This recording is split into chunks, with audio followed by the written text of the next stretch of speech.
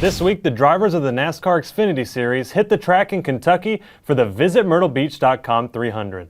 In Kentucky, the final standalone event of the year for the NASCAR Xfinity Series. Pole sitter Daniel Suarez would lead the field to green, but it wouldn't take long for things to get crazy. On lap 2, Brennan Poole and Ben Rhodes go for a spin, collecting Ryan Reed, who slides down the track and gets hit by Blake Cook.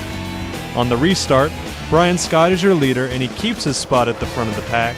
Meanwhile, Eric Jones, who started at the rear of the field after missing qualifying, charges past a number of cars and works his way into the top 15. He came from a 1-mile flat racetrack to this high-speed 14-degree banking track today.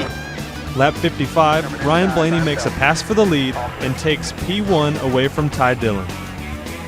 Green flag pit stops start around lap 83, but a debris caution interrupts the pit cycle and catches Ryan Blaney on pit road.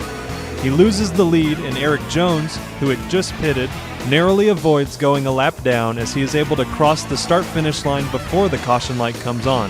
That puts him at the front of the field as the race leader.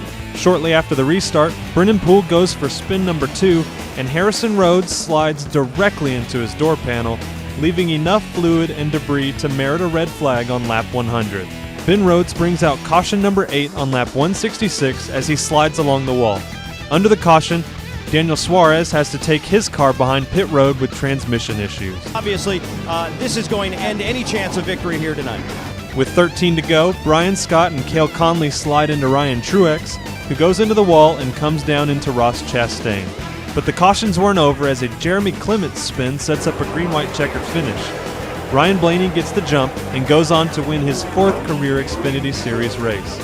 The story afterwards, however, would center around Brian Scott and Darrell Wallace Jr., as Scott reaches into Wallace's window to vent his frustrations.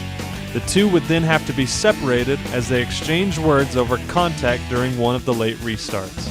Next up, the series heads to Dover International Speedway for 200 laps at the Monster Mile.